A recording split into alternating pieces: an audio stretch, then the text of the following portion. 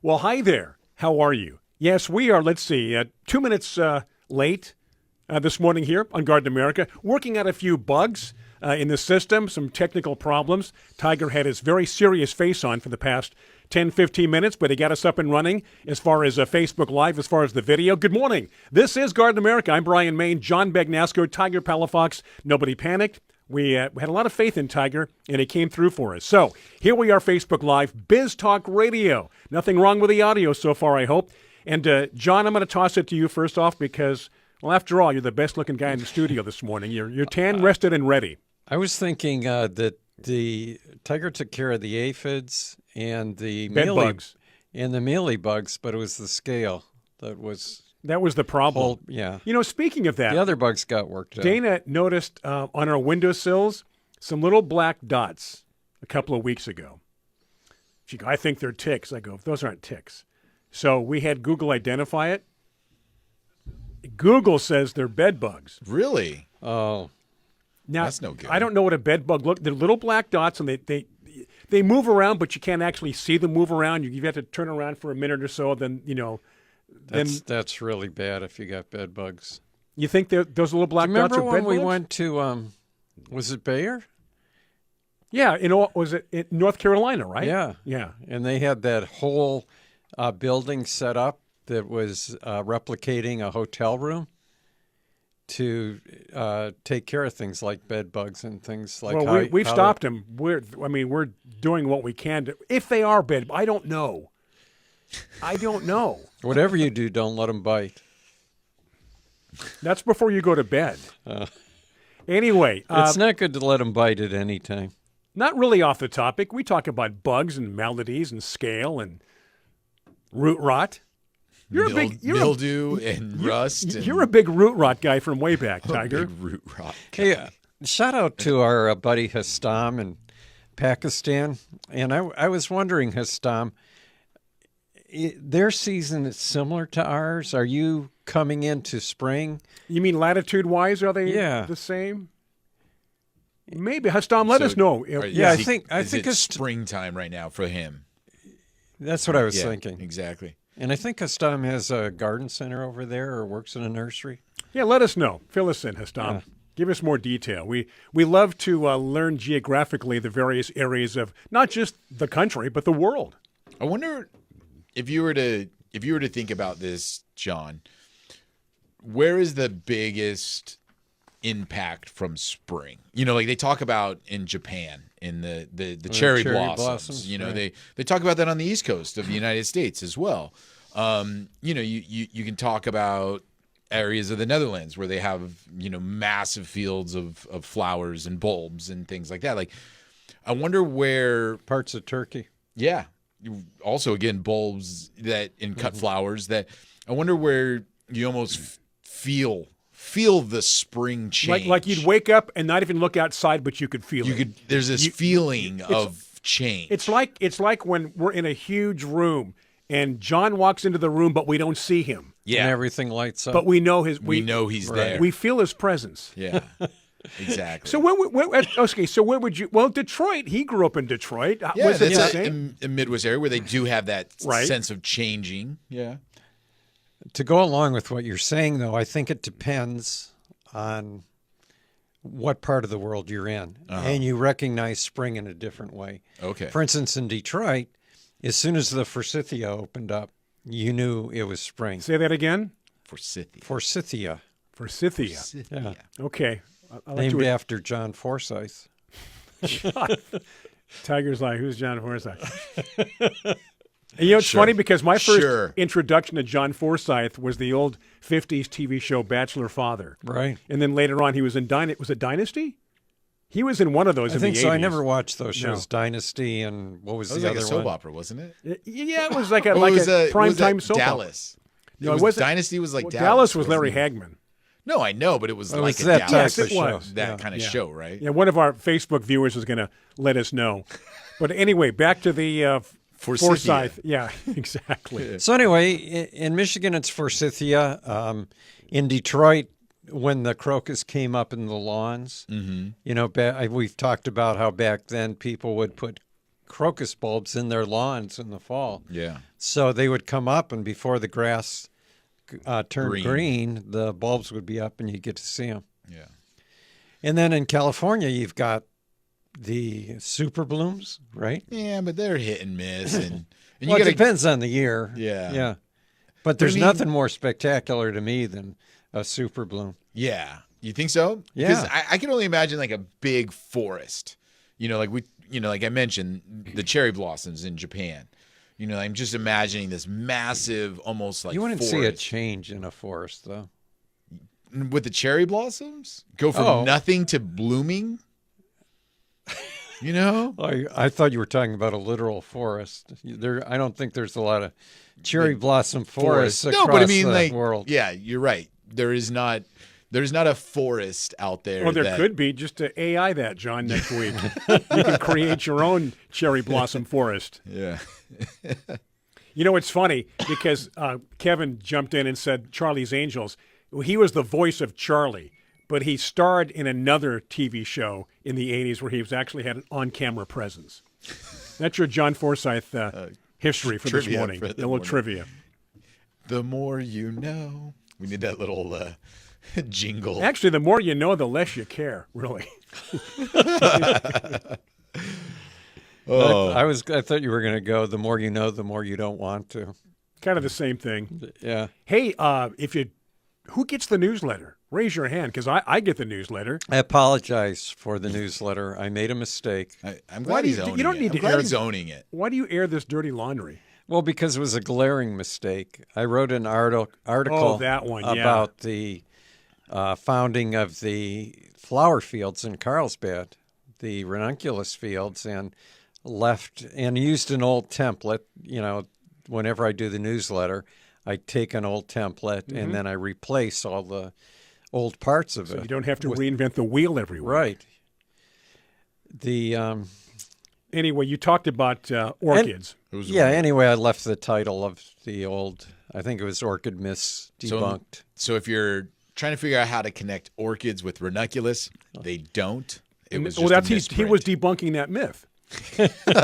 A lot of people thought they were the same plant. Yeah, exactly. There was a lot of people out there. I read it in a total state of confusion, and I thought it best not to say anything. Why is it if orchids are related to ranunculus, we didn't see a bunch of ranunculus in trees in Costa Rica?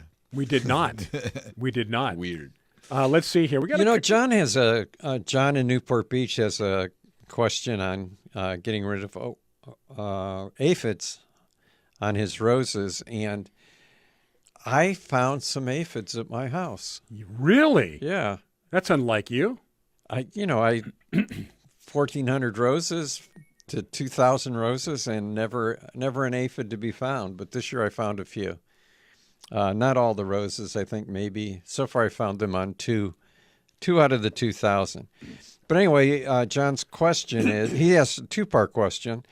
He thinks it's a David Austin rose, and he wants to know the best way to identify the rose itself. It's difficult. The best way would be to join a local rose society and ask anyone there, hey, does this look familiar to you? Or go on David Austin's website and scroll through their pictures. But it's difficult. But if it's red and it is a David Austin, that's a minority of what David Austin creates. Yeah, it's not a lot. Yeah, so A lot of blushes. so there's like the Squire and William Shakespeare. There's not that many to choose from. So that at least it's not pink. If it was pink, John, it would be really difficult to identify. Exactly. But you may be able to do it with the red. And then on the aphids, Tiger, he wants to know, what do you think of safer insect control to take care of the aphids? Yeah, I mean, easy to use. I mean, Safer they have a wide range of products, but it's probably like a insecticidal soap. Yeah. Is the insect control one, because usually if it's the Safer Neem, it says Neem on it. And it's an insecticidal soap, so you just have to apply it regularly. highly suggest only doing it in the early morning or late evening because He is in Newport Beach, so he's not going to have as much problem with burning. But I mean, that's just the thing is people need to remember that whenever they apply an oil-based insecticide or fungicide, if it's a hot day, glaring sun, it's going to burn the foliage, right. And you have to do it once a week for about 8 weeks. That's the other thing too is people will do it. They'll see the bugs die. They'll stop, and they don't realize that it only kills adults. And so those eggs come out again. The larvae begin to grow into adults, and then the problem you have to break that generational thing. Exactly. Way to go, Brian. Okay, so we're going to take a break. I'm going to end on a high note here. You have to end the family line. Absolutely. We're going to take a break. Our guest today, quickly, is Peggy Ann Montgomery. Thank you. Got the whole name in there. I was looking at you with the most blank stare. I know. So we've had her on before. Anyway, do stay with us. Talking ranunculus, right? Yeah, when we get back, though, I got something to add to John's question. Going to take a break for Biz Talk Radio, Facebook Live. This is Garden America. Stay with us. Okay, if you are watching or listening, then you know that we are back. We hope you enjoyed the break and enjoyed the many sponsors who support this show, Garden America. Big shout out to Fertilome and their many fine products. We'll have Fertilome on in the not-too-distant future. John, quickly, you wanted to address something. Well, yeah, just to finish up with John's question on the aphids on his roses. If you don't have a lot of roses, I think that an excellent solution would be to use the Bayer All-in-One Rose Care because you pour that at the base of the plant. It fertilizes and it takes care of insects and diseases. I'm not sure. Yes. Diseases also? Yeah, the all-in-one. But anyway, for 6 weeks. There's the liquid one that you're talking about that you pour in the ground is I believe a fertilizer insecticide. Right. But then the granular, or maybe I've got it reversed. Then there's the granular one, which I think is the insect fertilized disease. But I could have that. I thought that was a spray. I could have that flipped, but yeah. There's an insect disease and mite control.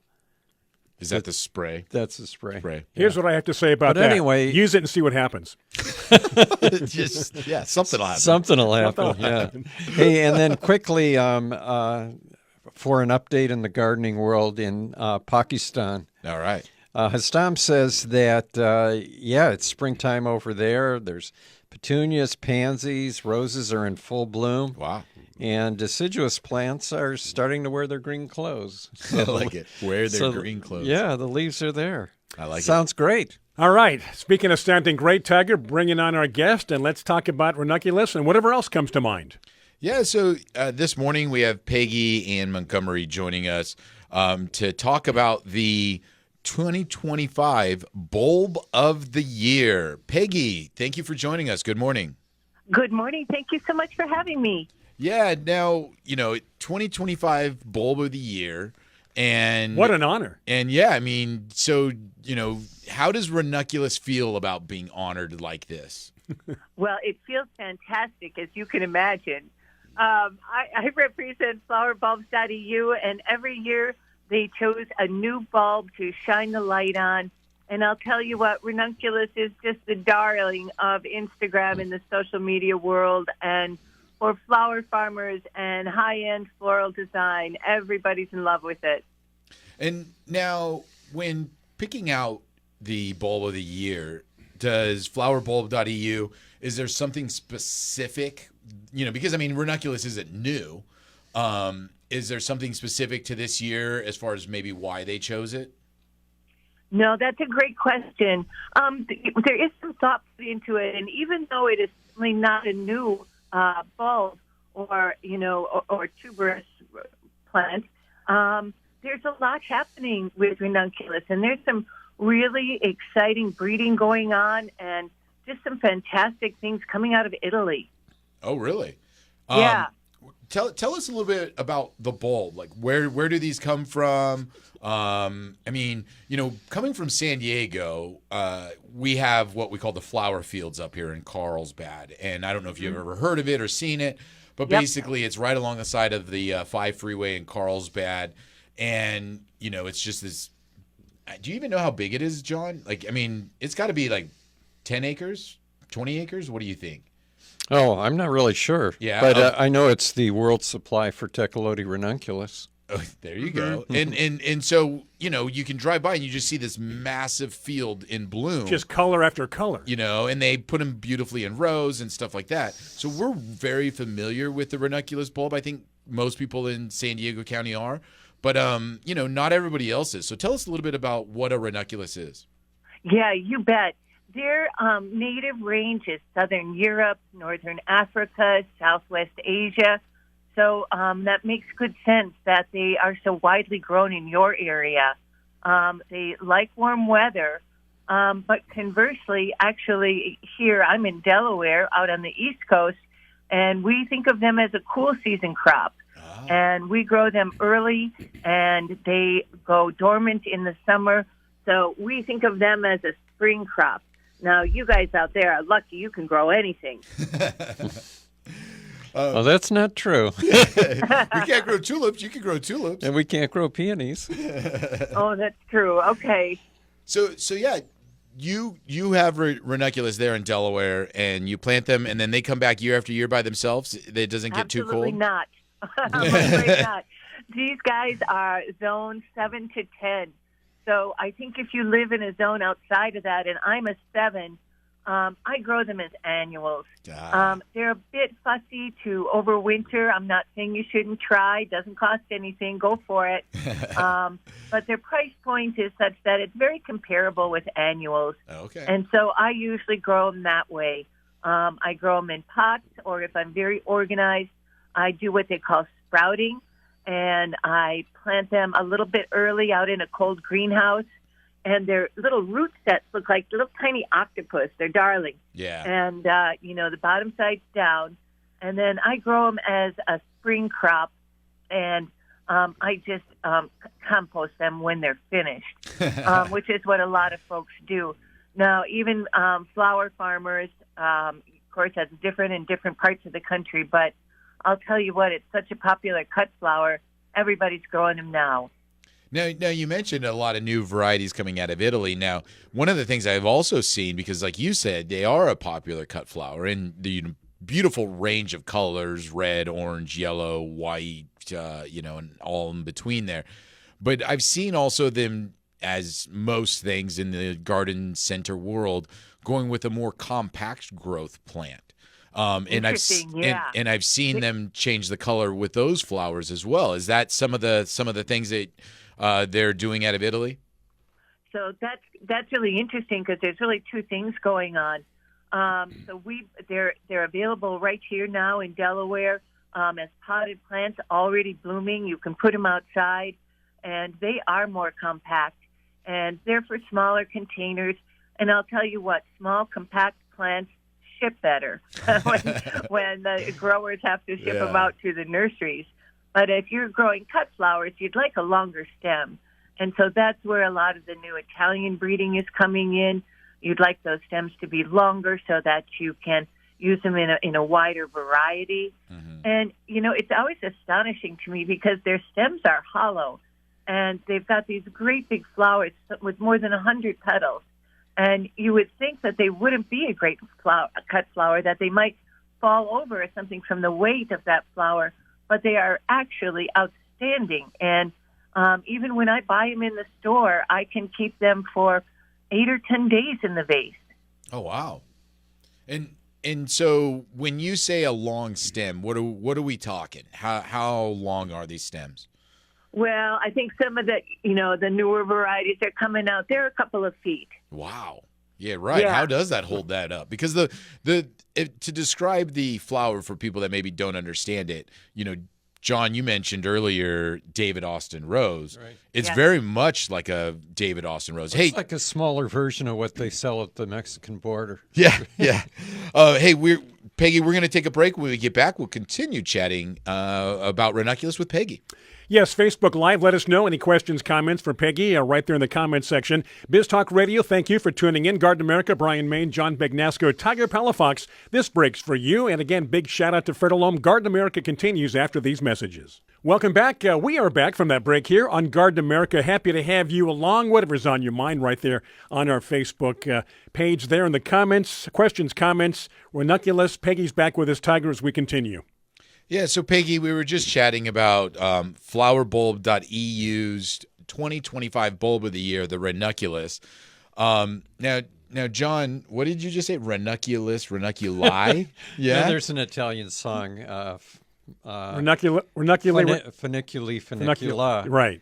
And we were just playing on the words and saying ranunculi, ranuncula, since it was Italian. By the way, I was just wondering, Peggy, I think it was last year we were talking to you around this time, and it was lilies that were the bulb of the year? Yeah, that's correct. Thought I remembered that. And, good memory. And their lilies are going to be a lot better at returning for a repeat performance in Delaware than ranunculus would. They sure are. It doesn't mean I'm not going to grow some ranunculus in pots to put in the place of honor when they're blooming, but I am a lily girl, and I love mine. And I'll tell you what, those tree lilies, they just get better every year. And because they produce so many flowers, like up to 20, they flower for a really long time. Now, what about the ranunculus bloom cycle? How long? We say they're starting now. Does one bulb produce more than one flower throughout the season?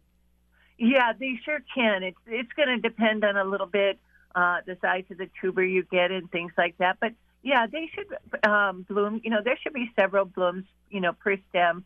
If you're going to grow them in a pot, I will say they have a pretty big root system, so give them a little bit of space. Mm. How big of a pot would you suggest? Like a 5-gallon can, or? Well, 5-gallon is great, but even if you have a pot that's only a foot or so across, I might still try to sneak in 4. Okay, good point. Now, John had mentioned, out here in San Diego, we have the Tecolote ranunculus. What is that? The same variety that they're growing in Italy, or is it a different one? You know what? I'm not sure of all the breeding ins and outs, to be perfectly honest with you. Mm-hmm. So there's several that they could be using in breeding, but I'm not absolutely sure exactly if it's that one or Asiaticus or which ones they're putting together. Oh, okay. The Tecolote's an old strain, so I'm sure that in Italy they may have used it in breeding, but then come up with something new. Some different hybrids down the road. Yeah. Now, John, would that Tecolote get shipped back east, and would they grow those ones out as annuals back there? Not so much. No. Not so much. Because they're just way too sensitive. Right. Okay. We do have a question for Peggy from Hastam in Pakistan.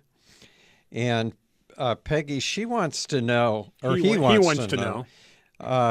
He said that they buy seed for ranunculus from Japan from companies like Sakata Seed Company, and he's wondering if they collect the seed from the plants that they've grown, will they stay the same, or because it's a hybrid, will they end up with different than what they grew in the first place? Well, I think it's going to be the second answer. Right. Some things are bred actually for seed, and in a warm climate like that, you'd probably have success with it. I've never grown them from seed myself, but most of the things you're going to buy are hybrids and are either probably sterile, or you're not going to get back the same plant that you got them from. Right. Doesn't mean you shouldn't try, though. I always say to people, try. It doesn't hurt. You right? never know what you're going to get, too. You might get something fun. And I can't imagine growing one from seed. All the Bloomingdale, I don't know if there's an improvement on that strain, but the Bloomingdale ranunculus were the short, compact ones that you see at Home Depot, in 4-inch pots. In full bloom. Mm-hmm. Yeah, in full bloom. Yeah. I can't imagine growing it from seed, because I've only seen it in bulb. And so Peggy, back east, when people are growing those out, like you say, like it's a you plant them, in the spring, and then they kind of grow real short season for you. You're buying them in bulbs, or do you guys buy them in like color packs? You know what? I do both, to be perfectly honest with you. I've just ordered some of the bulbs or the little tubers.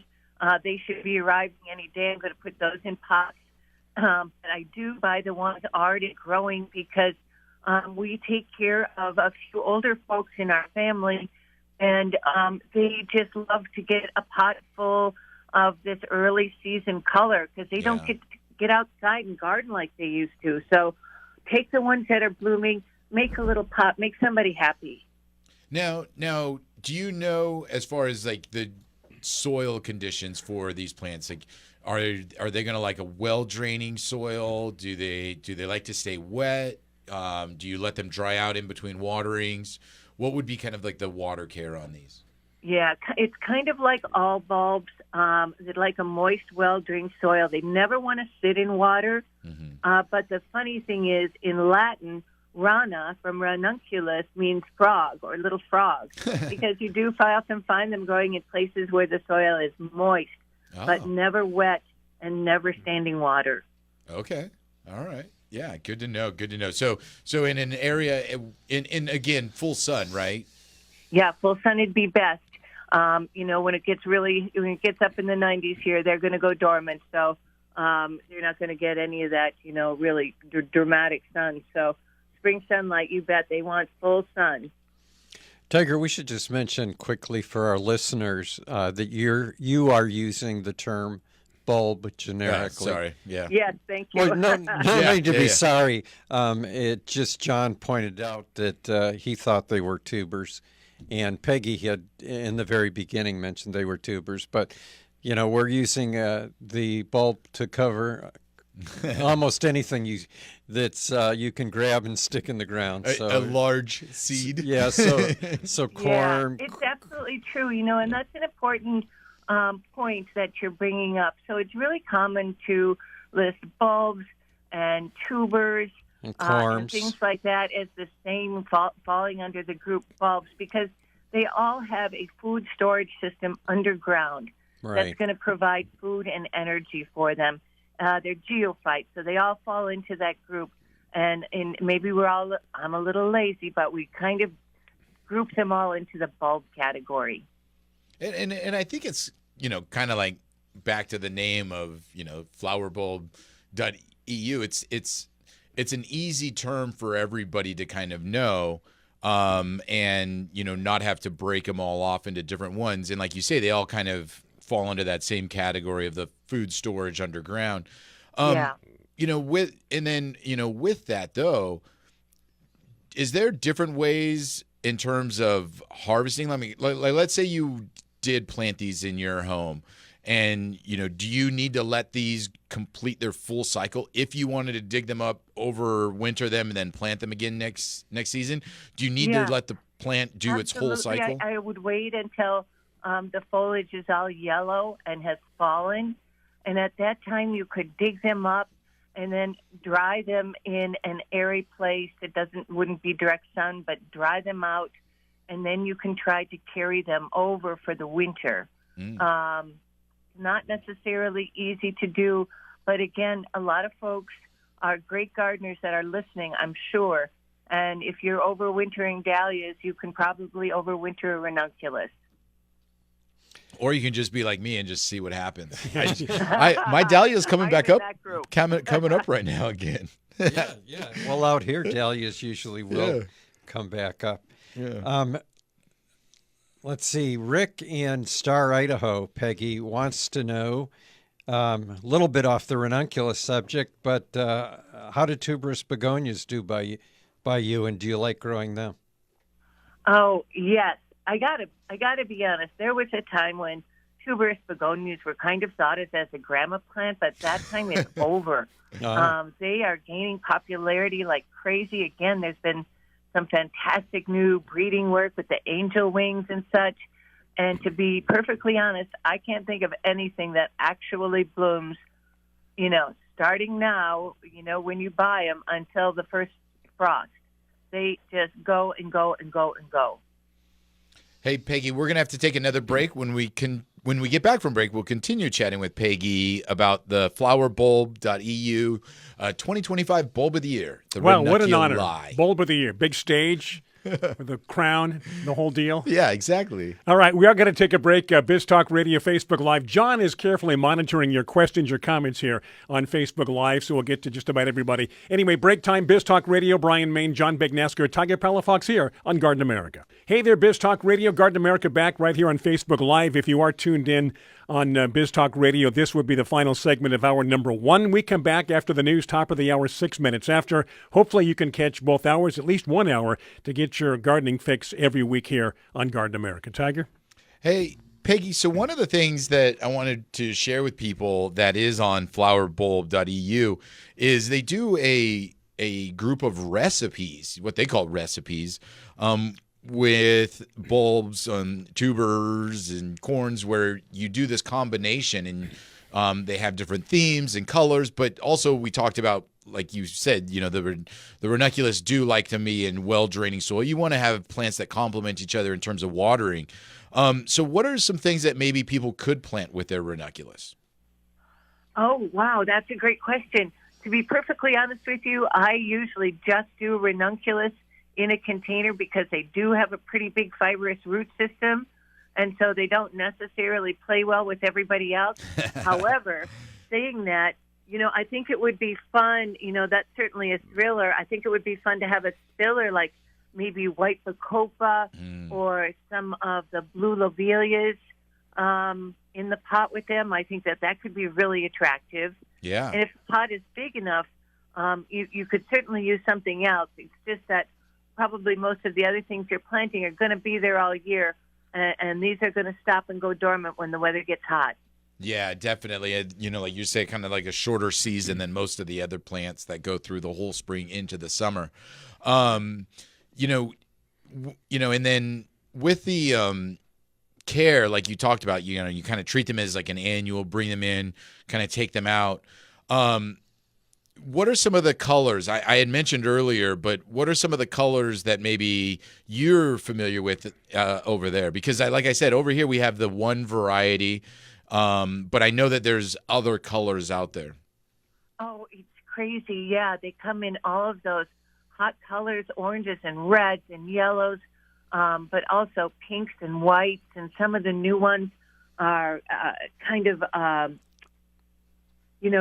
cross. They're white with pink spattering. So there's like all kinds of different colors coming up. I think we often think of these either as, the bright yellows, oranges, and reds, but you can really go the soft, delicate hues with the pinks and whites and things like that. So yeah, I've seen some like pastels. It's getting wider. Yeah. How about gray lavender? Gray. What do you mean? Like the color of the flower on the ranunculus? They have a gray lavender one? A gray lavender one. Really?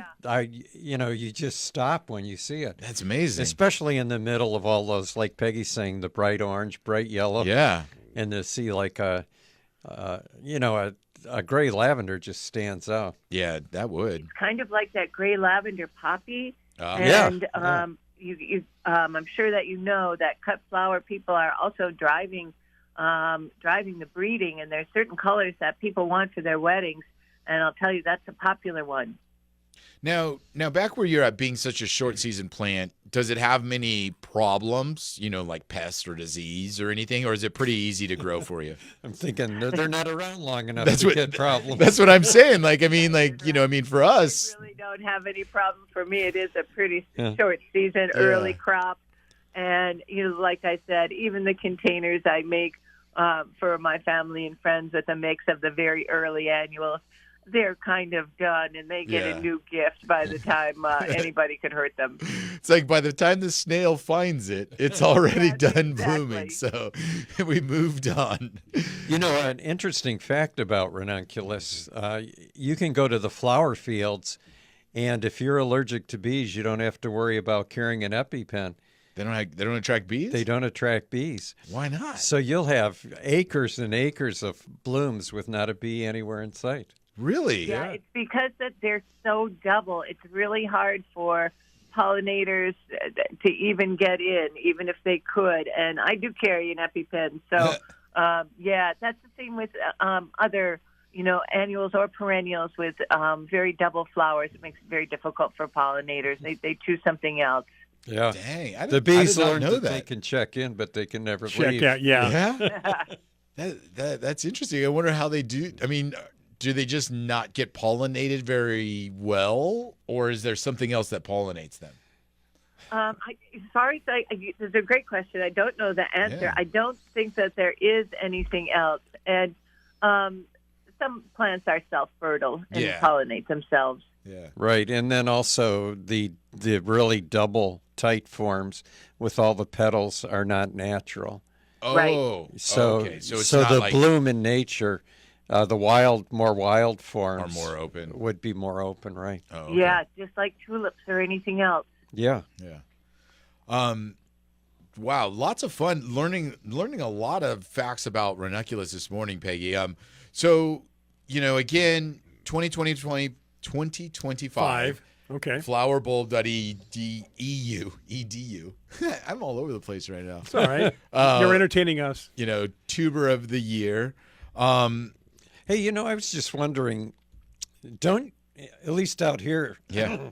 don't you usually see ranunculus and anemones Yeah. together? Usually do. Because we were thinking of things. I don't know if that's true on the East Coast or not. I'm going to have some like anemone decane. Uh-huh. I am going to have those, maybe a little bit earlier than my ranunculus. I don't think I'm going to have them at the same time. Oh, really? But boy, would they be pretty together. Yeah. Yeah, And- it happens same time. And there's those new Mona Lisa hybrids. They're relatively new. Yeah. There's Yeah. gigantic flowers. Hey, so Peggy, thank you very much for joining us this morning. Lots of great information. We'll share the link on our website. And if you get your ranunculus blooming, share them with us and we'll put them in our newsletter, Peggy. All right. Thank you, gentlemen, so much. And I hope you have a great day. You too. Take care. Take care. Thank you. Yeah, I think I know a little bit more about ranunculus than I did prior to, John's article and Peggy. How much time do we have before we have to take a break? Actually, we have, let's call it 1 minute. Okay. When we get back from the break, we were talking about pollination before right now with Peggy and the ranunculus. I have an interesting thing that people need to consider when it comes to pollination in fruit trees. Really? Yes. Been waiting for this for a long time. You have. And I John, know. what are you going to add after the top of the hour news break on Biz Talk Well, what Radio? about adding the quote of the week before we go to the break? Do it. Is it a quick? Yeah, quickie. We can do it. Go ahead. Yeah, it's from Henry David Thoreau. That's right. And he said, though I do not believe that a plant will spring up where no seed has been, I have great faith in a seed. I like that. Had to soak in for a second, but yeah, faith in seeds. 'Cause- I was just thinking how much better these quotes would be if I could just read them correctly. Yeah, it wouldn't be as much fun though, would it? Really? That's probably true. All right, it is break time. Speaking of doing things better, how about a news break here on Biz Talk Radio Facebook Live? We're coming right back. I should say. Do stay with us. It is Garden America. All right. Between breaks is another show altogether. We are back. It is hour number 2 on Biz Talk Radio. If you're keeping track, thank you. Hope you enjoyed that news break. If you're sticking around, Facebook Live, talk about dedicated listeners and viewers. We have them here on Garden America. So thank you for tuning in. And thank you to Fertile Home sponsoring again this hour, this segment. In fact, all segments, Tiger. What am I talking about? Yes, Let's John. see. Rick wants to know who sells the best varieties of ranunculus. Oh. Well, usually the only bulbs you can buy are, unless it's changed, because I've been out of the business for a while, are the Tecolotes, if you're buying bulbs. But if you want the Bloomingdales, which are the short, compact ones that would be great for borders or for pots like Peggy was talking about, any local garden center or even home improvement center. said would have Bloomingdales? those. Bloomingdales. They carry them? I don't know Bloomingdales if does not carries carry them. Bloomingdales. Okay. Yeah. They should with that name. And then let's see, Lila in Poway is questioning on Mona Lisa hybrids. Was that anemones? Yes. Yes. Yep. Anemones.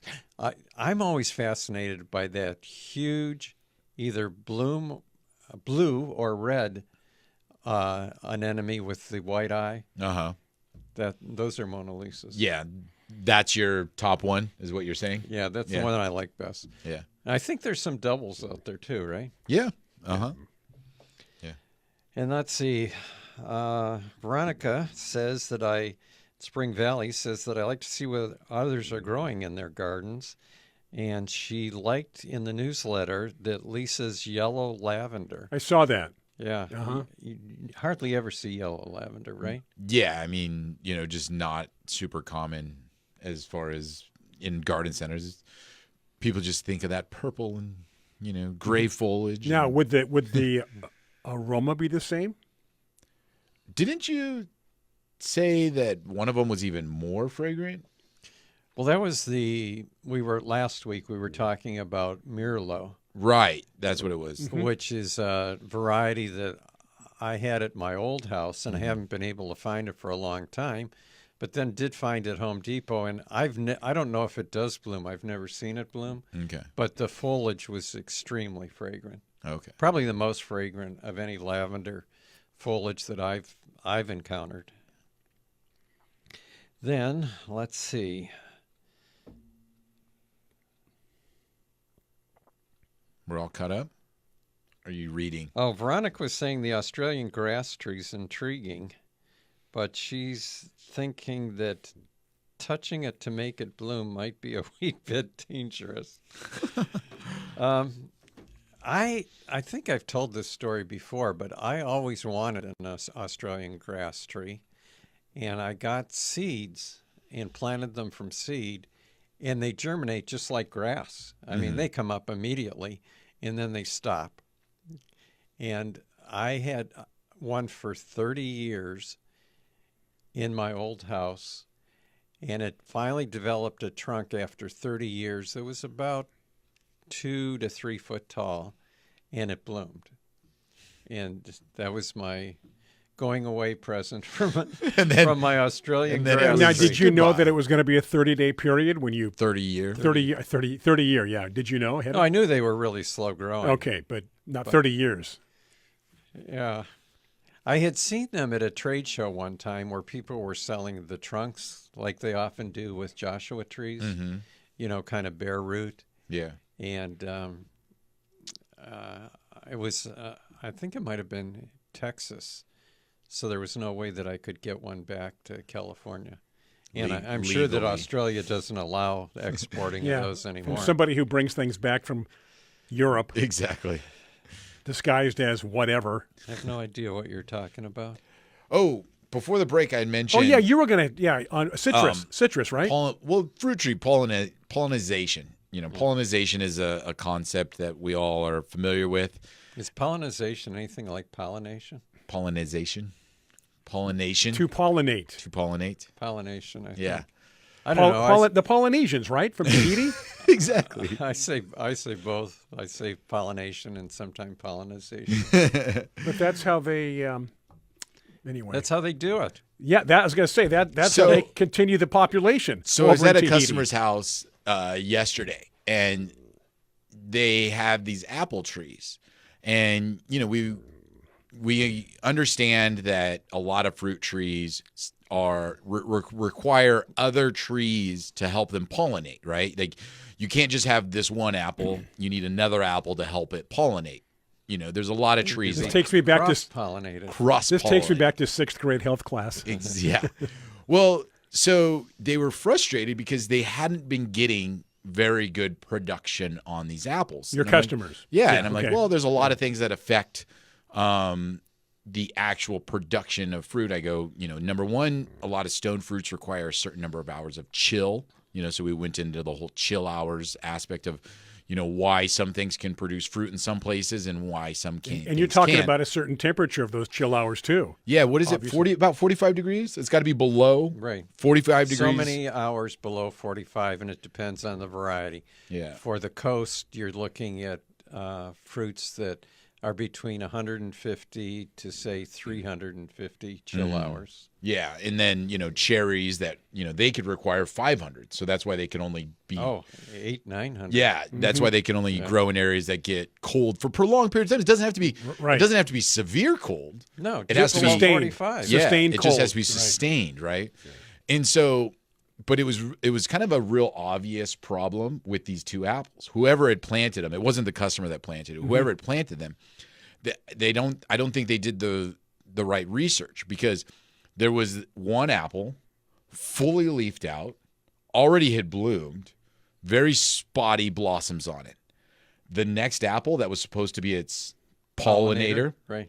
Not a bud on it, not a leaf, not a flower, not anything. But it was still alive. It was still alive. No, it was perfectly alive. It hadn't leafed out yet. It just hadn't leafed out yet. And so I said, here is your problem. You have one apple that's leafing out early and blooming early, and then you have your other apple that is supposed to be pollinating this other guy or the other plant, and it's not in the same cycle. So when you pick out these plants, you have to make sure that they're going to actually be able to. I don't think any thought was even given to that. They just planted them. They just planted them, Yes. and so two different ones is what you're saying. Yeah, they just, Yeah, they just- people do that. They don't really have they that don't realize. forethought. Yeah, I want They don't one realize. of these and one of those. Yeah, and so what Yep. was happening is they were on completely different cycles. So Okay. it's imagine like these two lovers, but they're never in the same room Two at the ships same passing time. in the night. That's exactly what it was. But they were never happening at the same time. You should have said, well, here's your problem. This apple tree works the night shift. Yeah. This apple tree works the day shift. So until they get on the same schedule. Yep, exactly. But that is interesting. And again, I don't think That's what that. avocados are like, Yes. right? Type A, type type B. A, type A. Yeah. And so it's just this idea of pollinization, that something so simple could actually be the biggest problem. And they were so frustrated because they had lived in this home for 2 years. They were the plants were the trees were thriving. No, but nobody ever told them that. Yeah. Who? Yeah. But so now what are they going to do? What's the answer now? Well, they got to pull out Right. one and plant it with something that's going to be on the same Now, cycle. do you pull out Why the not one? just put in a Or put in another tree somewhere. self-fertile variety? And then let it just do its own thing all across the board. Easy. Anna. easy. just let it go crazy. I think Anna would be a good variety for the coast, right? Well, this was up in Duluth. So do you think Anna would be still Well, so they get Still it good. gets plenty cold. No. Yeah. Duluth gets cold, don't they? Duluth. That's what Duluth Minnesota gets, does. Yeah, that gets very cold, but But Duluth. No, as a matter of fact, in Duluth Heights, they grow mangoes. Yep. Yeah, this customer is going to put passion vine. They have citrus everywhere. And I lived in Duluth on 40 acres of avocados. Yeah, and Yeah. there was some kind of bridge with a flood or something at one time. You couldn't There get was back no home. bridge. that's the problem. There was no bridge. And How do had I a pull that? little- How do I pull that out of my brain? That one story you told about, Yeah. and there was a little troll living under the bridge too that was washed They away. built the bridge later on, Brian, but it was when we had the heavy rains Right. in the 80s. Yeah, And I was at work, and when I went to go home, it had been raining all day. We used to call them Arizona bridges, Oh, where it's just where the water low would flow wash over the bridge. over instead of under. We got to take a break. I love these bridge stories. Well, this was a longer story. We're going to bridge the gap and continue this story. We have to take a break, commercial break for Biz Talk Radio, Facebook Live. Having a good time this morning. Tiger Palafox, John Bagnasco. I'm here. Break time on Garden America. Do stay with us. Just like that, we are back. Do you want to continue your bridge story? There's more to the story, right? Because you If couldn't. you want to hear it. Well, what eventually happened? How did you get home? Well, got a boat. Got a rowboat, a canoe. Where the Arizona bridge was about 9 miles from my house. And they had a marker on the side of the bridge that went up to 6 feet to show you how high the water was going over the bridge in the rainy season. So, if it was 2.5 feet over, you may not want to, depending on what you were driving. Don't leave your house or what? Well, no, you may not want to go over the bridge if the water's that high. Well, I came home from work, got to the bridge, and the 6-foot marker was nowhere to be seen because the water was over the top of that. Wow. And there were trees and everything floating down. And it was a week before I could get home. And my wife and kids were stuck in Duluth at my house. A week. Yeah. Now, fortunately, my wife had been to the store that morning, so they had plenty of food and the kids. And again, no cell phone. No cell None phones of that. at the time. No way before you could even contact somebody. Yeah. So you went to a hotel and lived for a week? No, I Didn't stayed tell at your wife? I stayed at some friend's house for a week, and until the waters until Lake Noah, the waters receded Subsided. far enough that you could leave. The levees break and the waters recede. Ah. Sounds like a sermon, doesn't it? Well, that's an interesting Bridge Duluth story. Yeah. And That was called the 100-Year Reign. And look at you now here and doing a radio show on plants and horticulture. Finally crossed that bridge. Very good. Lila and Poway just got a Stewart avocado, Ooh. and she thinks it's a type A, and she wants to know if she needs B or another A. Usually you need the same. I mean, one of each, right? One Is of that each, what they A do? and B. Yep. But that's for commercial production.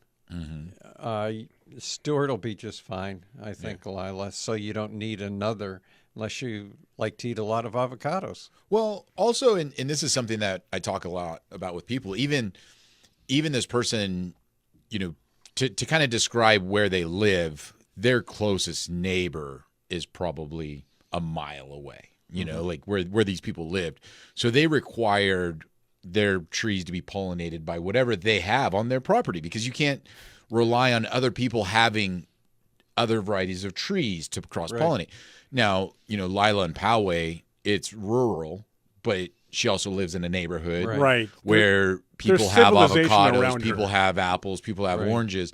And when people live in urban areas, I usually tell people within a mile is how the bird flies, is about pollination when it comes to a lot of these trees. So, if you live in an area that people are growing fruit Do trees, you think that far? I think so. I mean, there's a lot happening. It's like a mile. It's a long way for a little tiny bee to fly. It's a mile each way. No, bees fly. Wouldn't your wings get tired? No, where did I read? Bees can fly in a day up to 6 miles away from the hive. Really? 6 miles away? I think. Check me on that. Are you talking about 6 miles away or 6 miles of flying during the day? Well, I'm See, okay. I could I think see 6 that. miles or whatever mileage it is, Tiger, from the hive itself. So let's find out here. So, but anyways, I was getting to the point of when you live in an area where you have other neighbors and people that are growing trees, Right, there's you a don't have good to worry chance, about There's a that. good chance that, like John What about said, the wind? well, yeah, and then some things are wind pollinated. Wind pollinated, right? To which then, in a strong wind, John, what's a mile, right? What about a hurricane? So are we checking the bees? Yeah, I mean, coconuts drifted islands. That's true. So what about how far do bees fly from the hive, or how can they fly? Now, what is their range?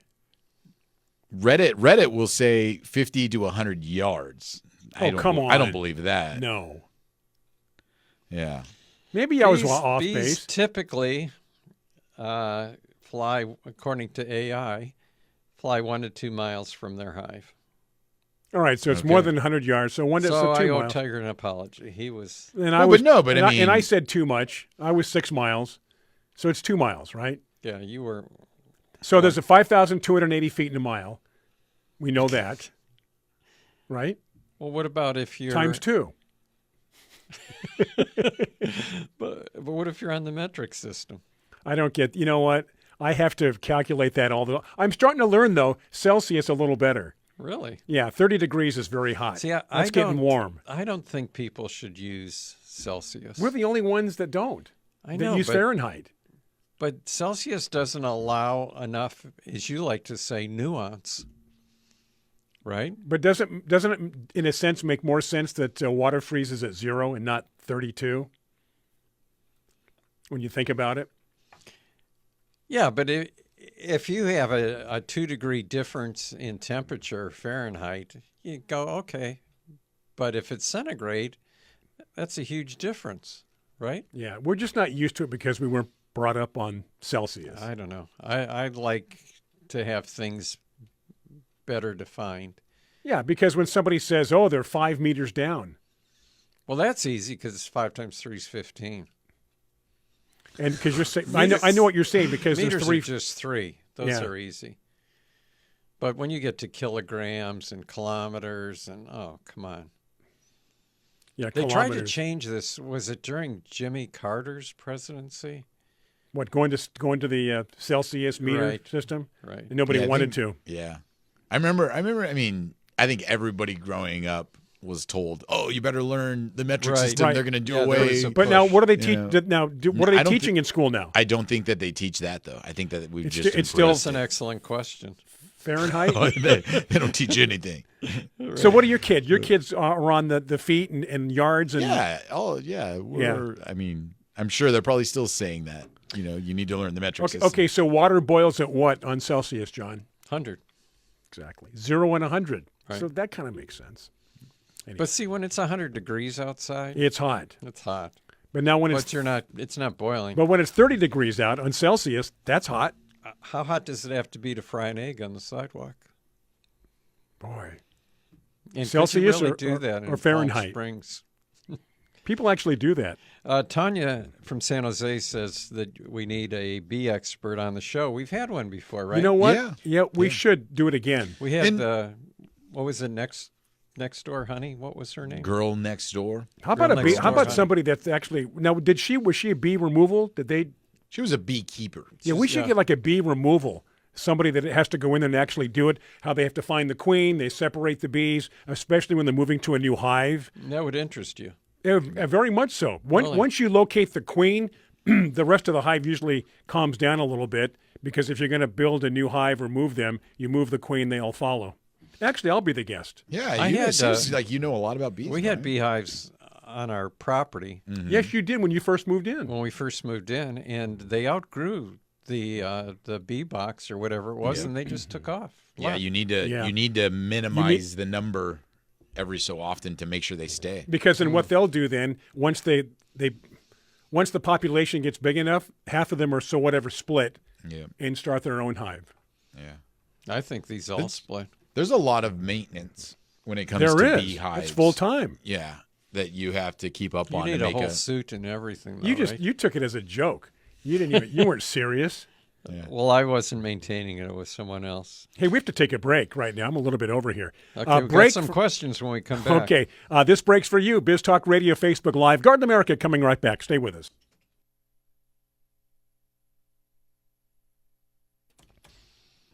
Okay, ladies and gentlemen, boys and girls, 2 more segments coming your way here on Garden America. This one right here is the longer segment. We got over 10 minutes to get things done, John. Yeah, we need to answer some questions. Let's do 'cause it. Dana says you're making her head hurt. She said, "You guys." Oh, She's probably thinking of me though. let's see. John in Newport Beach, Tiger, Yeah. wants to know recommendations for a tall privacy hedge. He's been told that ficus nitida on 2-foot centers will give him a 35-foot hedge eventually. We know we've had this question before. I know, but this is kind of funny because he said there's very limited choices for a 35-foot. Sorry, Brian, I don't know how many meters. That's good. Which is what I need. Yeah. That would be 10 meters. 10 John. meters, because actually the way you described it's an easy way to remember. Right. Times 3. Meters is easy. Yeah. Well, we've had this question before. Somebody wanted a hedge that grew 6 feet and stopped. We've had questions like that doesn't. Yeah, but this one's easy. 35 feet. 35 feet, There's that actually could- a lot. Yeah. So, first off, I want to address the whole ficus nitida issue. And, instantly when people say ficus, they throw up their hands and talk about root systems and invasive and, all the things that go along with ficus. And they're not lying. It's a true thing. You like do like need the to one that I consider. had years ago. Yeah. But I will say that if you drive around Los Angeles and you drive around Palm Springs and a lot of areas, you see massive ficus nitida hedges throughout all those areas. Right. And, they're not pulling up their sewer systems and, cracking their sidewalks and doing everything else. So, that is a realistic consideration for a plant. You do need to understand that it is a ficus and they do have aggressive root systems. I think putting them 2 feet on center is a bit excessive. I think you can go a bit farther because they actually can grow pretty large and cover a good space. 2 feet on center is for like an instant hedge. They're going to need regular pruning, though, right? In order to keep them as a hedge? Hedge. Otherwise, they become a tree. Yeah, they do need to be maintained. But I think most anything at 35 feet, you're going to have to. Because even if you went with podocarpus, like a gracilia or just a regular macrophylla, it's still going to require pruning to be hedged at 35 feet. And they are also another really good hedge as well. So podocarpus. What about Italian cypress? Italian cypress are good, but in Newport Beach, one of the issues that they have with Italian cypress is you'll have a wonderful series of growth on all of them, and then every once in a while you'll have one that will die out in the middle. Mm-hmm. And it's a root rot issue, it's a disease issue, and they don't grow in to close up that gap where, if you plant Ficus nitida at 2 feet on center, you have one die in 6. Nobody will notice it in 6 months, because it just closes that gap by itself nicely. It's like the quicksand of hedges. Or that that scene like Homer Simpson when he backs into a hedge and he just disappears.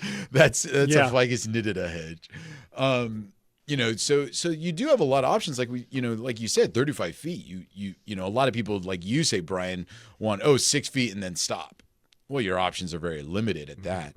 But Italian cypress, Ficus nitida, podocarpus. You could use bamboo. Yeah, but kind of messy. So it depends where the area is. You wouldn't get running bamboo. You'd clumping bamboo then, right? Well, it depends. It just depends on your area and how you want to maintain it, like we're saying. But the nice thing about bamboo is you can buy very tall It's ones, already established. Very like in 15-gallon cans. Meaning, if you want or you could buy a 5-gallon and wait a week. Yeah. if you want an true. 8-foot tall Ficus nitida, you're probably looking at a 24-inch box. Yeah. Where with you can get a 15-gallon bamboo at like 10 to 12 feet. You're right, John. They're so nice but messy. Yeah, and they're definitely the fastest growing. Right. Of all those next choices. to kelp, right on Earth as far as but kelp requires a lot of water. And salt water. They prefer salt water too. It doesn't make a good hedge. Yeah, I it falls over. I tried. Like you say, it just kind of flops on the ground. Well, you could stake them up, couldn't you? Yeah, but I mean, each little kelp. Tiger likes to step on those little kelp bulbs. No, you pinch them and then shoot them across. Hey, your buddy Tony wants to know that when he's mosquito dunking, is it best to dunk in quarts or liters? Tony's funny because he always brings up mosquito dunks of everything that we do and talk about on this show. That's his Tony, thing. you'll be happy to know that we're going to be having them on fairly soon. Right? Oh, yeah. It's that time of the year, mosquito dunks. So actually, what's funny was I watched this couple in Florida. They've got a sanctuary that they opened up. This guy's what got kind of sanctuary? Alligators, birds, you name it. But he's an That alligator. doesn't sound like a sanctuary. That's just Florida. I know, right? But they're in northern Florida. It gets cold. But anyway, alligators are his love. But they have like everything, emus. They've got quadrumundaes and everything. What was interesting was about 6 months ago, for his alligator ponds, he was talking about mosquito dunks. He actually said, mosquito dunks, we use them all the time. They're, one of the best things to control mosquitoes. And I'm like, wow, okay, good. So good plug for Mosquito Dunk. And we'll have them on soon, Tony. Don't you worry, because that's your favorite time of the year. And one of our favorite clients, but Tony's favorite client. That's funny. We got a rose question here from Carla. All right. And she said that they have fog and wind in Huntington Beach this time of the year and rampant rust on the roses. Yeah, bummer. Talk about alliteration. Rampant rust on roses. Yeah. She wants to know if she should remove the leaves and put the Bayer on, or just remove the leaves and give them a good organic food. Well, that's a interesting question because rust spreads from spores, and if it's developed and you start pulling off leaves, you'll see a little cloud of spores Yeah. spreading everywhere. Yeah, Mm-hmm. and so I don't know. Some roses are rust resistant, but usually you just wait till the weather changes. Just let it go. Yeah, but if it's a small area, you really want to control it. Does Fertilome have some good? Fungicide 5. Yeah, Fungicide 5. All Yeah, right. we were talking about that last week. Fungicide 5. Yeah. It's like the Magnificent 7. And like you say, when you use the product like Fungicide 5, you know, yeah, you can go through and you can take all the leaves off the plant. You can Right. do all of that, but it's still on the plant. When you spray a product like that, it's on the plant. So now you're protecting as well as treating, you know, what So is you're protecting future for it to continue. correct. Okay. Or not to continue, I should say. You know, and then the nice thing about the Fungicide 5, I know we said the name of whatever bacillus it was last time and we couldn't pronounce it. Thuringionis? No, not that. Is I that don't- Israeliensis? No, remember I showed it to you and we both looked at it. Oh, yeah. Remember we said, we what could, is yeah. Fungicide 5? Because Serenade, there used to be the product Serenade, and I said, I think the Fungicide 5 is a similar product. And it's a bacteria fungicide protectant, which is nice if you don't want to use a chemical out there on your plants. Our Safe to use. our friend Lenore in Canyon Country says that she got rid of her aphids using the Fertilome. Neem soap. The Neem soap. soap because of your recommendation, Or Tiger. spinosad soap. You told her to get it. She got it. Yeah, how about that? And they're love that. gone. Told her to get it, they got it, they're gone. Right. I love Get it, that got it, spinosad gone. soap. There's some good marketing in there somewhere. Yeah. I like that one. Get it, got it, gone. But you know, with rust, what would you say is the primary thing of bringing it on to a plant? Is it just there, and then when the conditions are right, it shows itself, or is this like it's is this like a everywhere. bee thing? No, you know? it's everywhere. Yeah. So yeah, I never spray for rust at my house because as soon as the weather warms up and dries up, it's gone, and it will. All the leaves with rust will fall. Fall off. Yeah. So What percentage of, you said some roses are resistant? yeah. What percentage of your roses are resistant? Oh, I don't Out know. of 1,500 roses. I don't know since I never spray. I don't know. But wouldn't I you- would say out of the I don't, let's say I have 2,000 roses, there's maybe 20 or 30 that would have big rust problems. But you could recognize a type of a rose, right, a species, and go, well, then this You never mean a gets variety. your variety. No. This never gets rust. no, because it's not necessarily based on the species as far as like, you know, it's varietal stuff like what it's been that's what I bred meant. with. Right. That's You know, John, you that's- corrected He me. was using it the same way you use bulbs. Exactly. Pollinization. Okay, Yeah. we're going to take a break. One more segment coming up here in Garden America. Stay with us. All right, we are back. Big shout out to Biz Talk Radio. Thank you so much for being there each and every week or checking in now and then. We don't mind the occasional check in, or John likes to say the pop in, the unannounced pop in. We'll take it. Hey, Kevin in Coeur d'Alene wants to know what you think about. Let me see exactly how he put it here. Those Padres? He's putting up a bat box. Oh. A bat box. Yeah, it would be, to me, it's like an umbrella stand. If you've got a lot of them, it keeps them all in one area. I would love that. I like bats. No, let me take that a step further. I like flying foxes. Oh, yeah. Who doesn't like flying foxes? How do they fly? Bats can be rabid, though. Yeah, but you look at a flying fox. It's got the head of a fox. It's a mammal. But not our bats, right? Huh? Not our bats. Our bats are like fruit bats. Oh, we don't have fruit bats. No, I mean like He's talking about what bats are rabid and what yeah, like aren't. do we have the bats that are like sucking blood off of cows here? Vampire bats? Yeah. Do we? I don't know. I don't think we The do. common bat is great for eating insects. Yeah. And that's why people put up bat boxes. I think if I lived in Coeur d'Alene, I would put up a where bat box, does, Kevin. I would put one up too. Absolutely. Yeah. Yeah. I would, if I was to do a bat box or an owl box or something, I would make it where I can watch it and put a camera in it because I want to see what's happening in there. Where were we?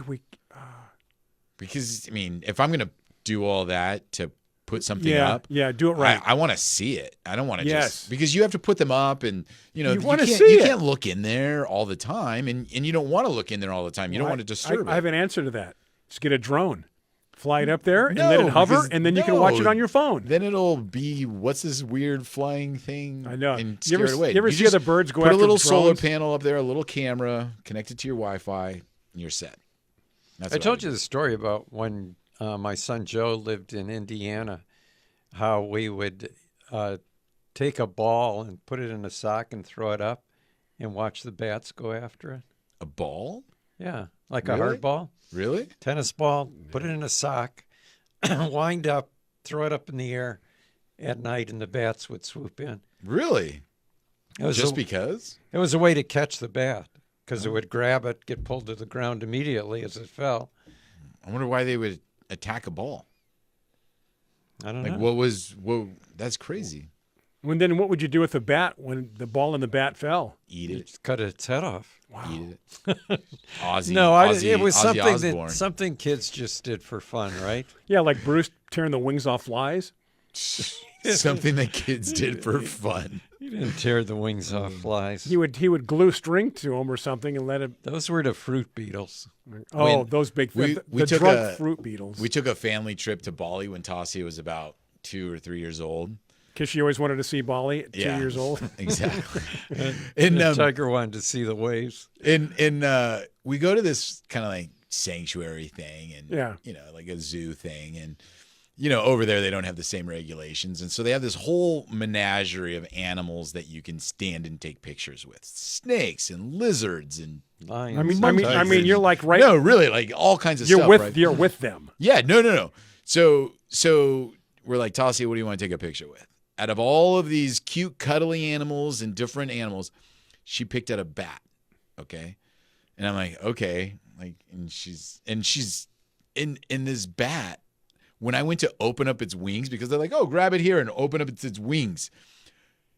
I opened up my arms full length. That were the wings on this bat. It was massive. Huge. And I did not want to take a picture with the bat, but because Tasia picked that one out, so I've got to get in there, hold the wings open. So there's this picture of me holding this giant bat, and then Tasia's just standing there like smiling, and I'm like, Do you still have oh that my- picture? Yeah, Is it on your phone? yeah, I got it right here. I'll show it to you.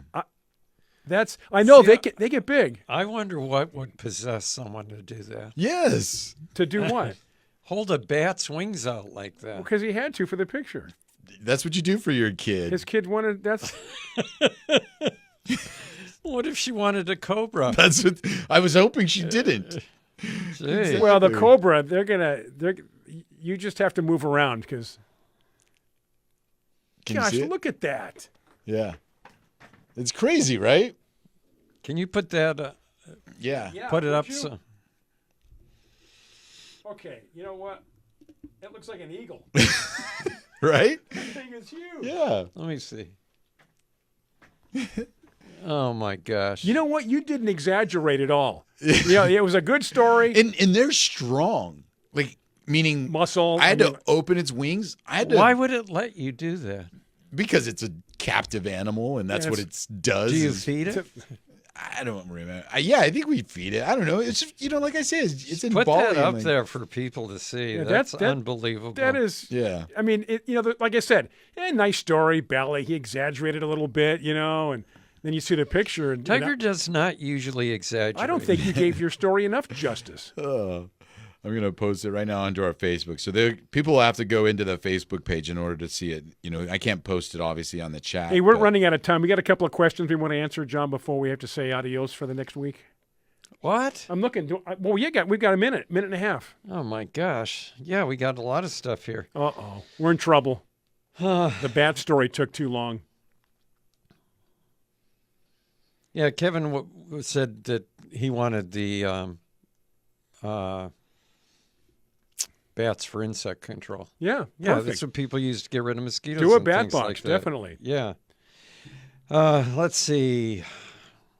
Linda in Reading has got black spot already on her roses. How to treat? That's your 5-5 fungicide, right? Right back to it, right? Right back. Fungicide 5. Right? Fungicide 5. Fertilome, fungicide 5. One more question, John, if it's a quickie. Okay, Tanya Tiger says that she uses a bonide houseplant systemic in her greenhouse for mealybugs, but she can't get it anymore. She said, any replacement suggestions? She What was it needs called? Bonides which? It was systemic, houseplant systemic, but she needs to get rid of root mealybug. Oh yeah, that was a great product because they sold it in a granular powder, and it was a very low concentration of the imidacloprid systemic product. Now I will say it was just imidacloprid, meaning that's pretty much all systemic insecticides. Right. So even if you were to buy something like the Fertilome Tree and Shrub or the Bayer products and just use a very small amount of it, you would get the same results. It's the same product, but it was just in different dilutions. All right, that said, we'll leave you on that note. Thank you so much for tuning in. We do appreciate you. Biz Talk Radio, of course, all of our Facebook Live people. Listeners, viewers, whatnot, have yourself a great rest of your weekend. Always stay safe. Have a safe week. We'll do it again right here next week. We'll reconvene in the iHeartMedia and Entertainment Studios located right here in San Diego, California. For the entire crew, Brian Main, John Bagnesker, Tiger Palafox. Take care. We'll do it again next week. Get growing America. This has been and always will be Garden America.